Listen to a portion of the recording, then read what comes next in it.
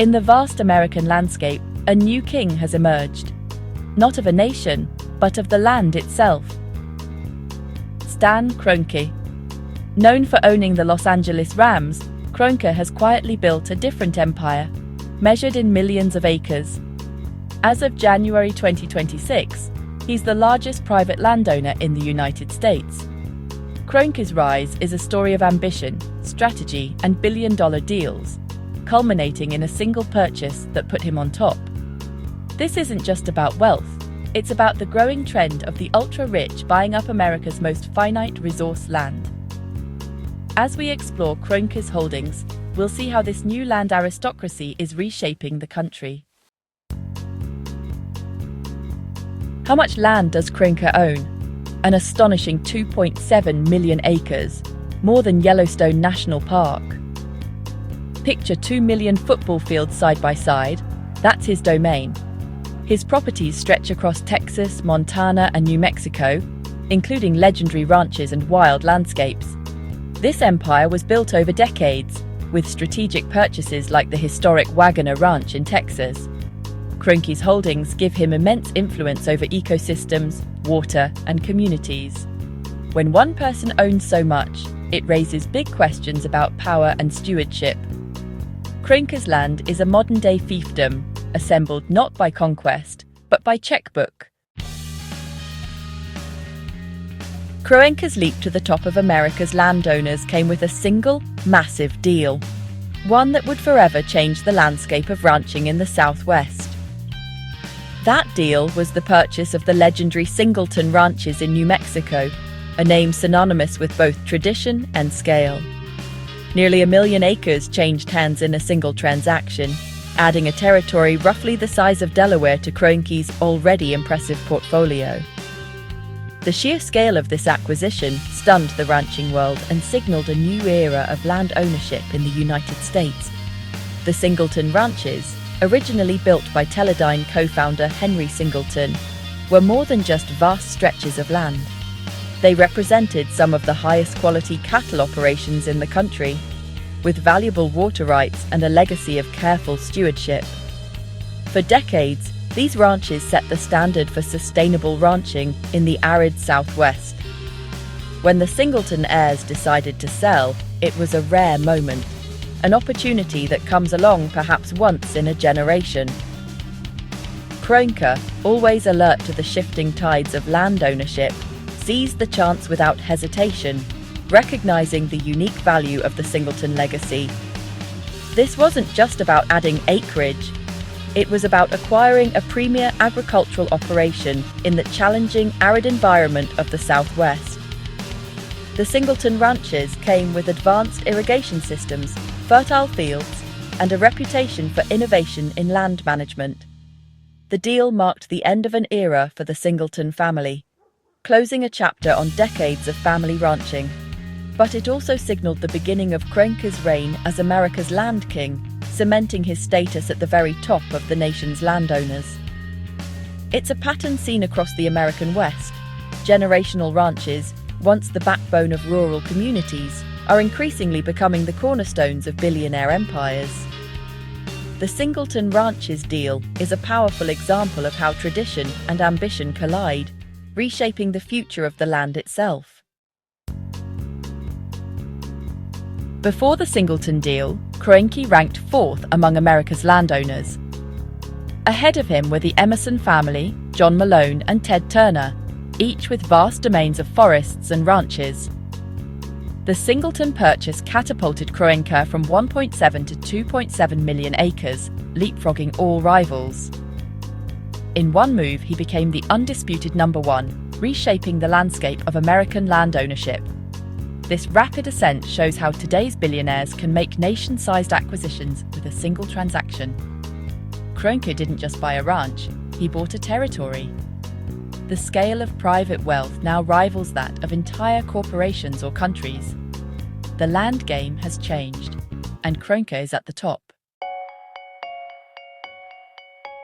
Kroenke leads an elite club of America's largest landowners, a modern aristocracy of billionaires who have quietly amassed enormous tracts of land, shaping the country's landscape in ways most people never see.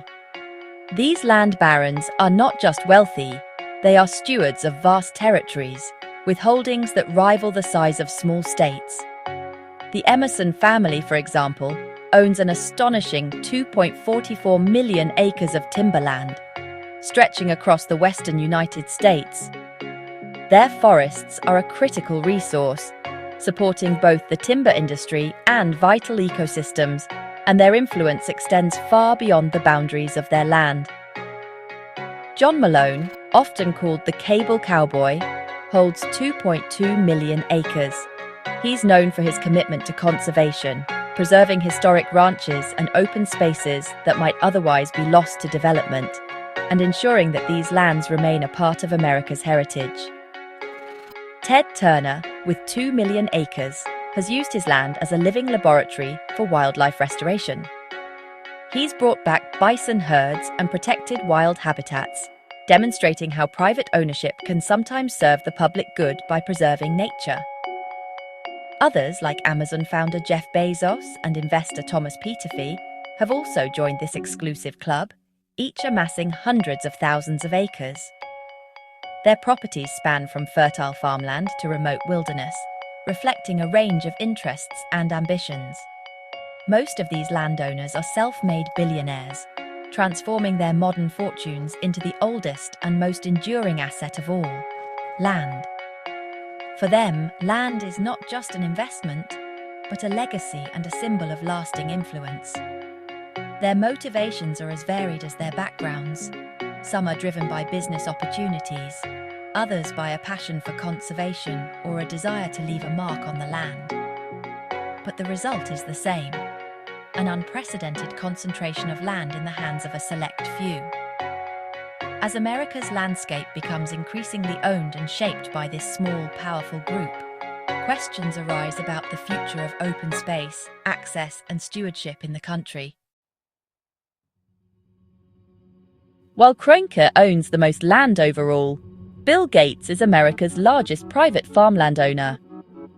Gates holds about 275,000 acres, not wild ranches, but highly productive farms across more than a dozen states.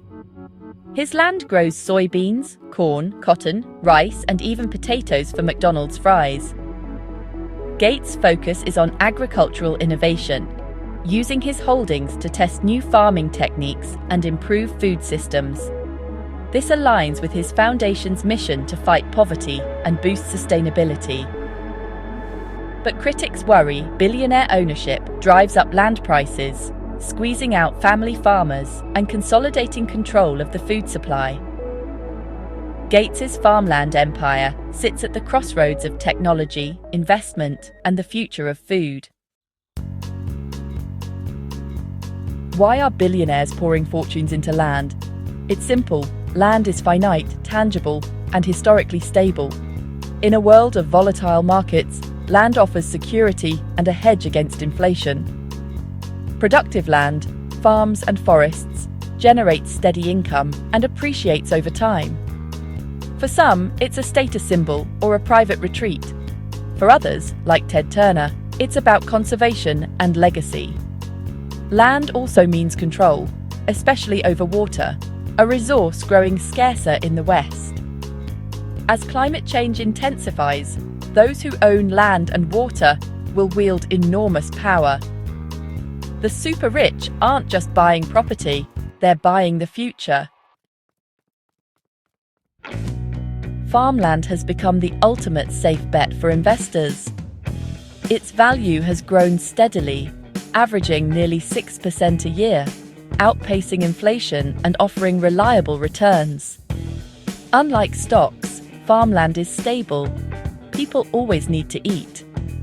This attracts billionaires and investment funds, but their buying drives up prices, making it harder for new and family farmers to compete. The very stability that appeals to investors is pricing locals out, accelerating the consolidation of agriculture. Farmland is now both a shield for wealth and a barrier for the next generation. The American farm is becoming the domain of the ultra-wealthy. Kroenke's rise is a symbol of a new gilded age, one where the rules of land ownership are being rewritten before our eyes. Today, tech and finance billionaires are quietly amassing land on a scale that rivals the great barons of the past, reshaping the American landscape in ways few could have imagined just a generation ago. When a single individual owns millions of acres, they don't just hold property, they wield influence over entire regions, becoming the de facto ruler of vast territories. Their decisions shape local economies, determine what gets built or preserved, and even influence the daily lives of people in nearby towns.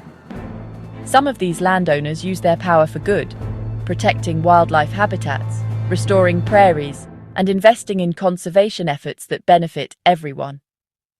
But the risks of unchecked control are enormous. When land is treated as a private asset rather than a shared resource, entire communities can be left behind. Skyrocketing land prices are pushing family farmers out, deepening inequality, and making it harder for the next generation to put down roots. For most Americans, the dream of owning land is slipping further out of reach as vast estates are fenced off and ordinary people are priced out. This is a new kind of feudalism, where a handful of modern aristocrats own the land that everyone else depends on, and the gap between owner and worker grows ever wider. The debate over whether land is a commodity to be bought and sold, or a shared heritage to be protected, has never been more urgent or more relevant. As billionaires continue to claim more of America's open spaces, the very character of the nation is being transformed, sometimes quietly, sometimes dramatically. The ground beneath our feet is literally shifting, and the future of land ownership in America hangs in the balance.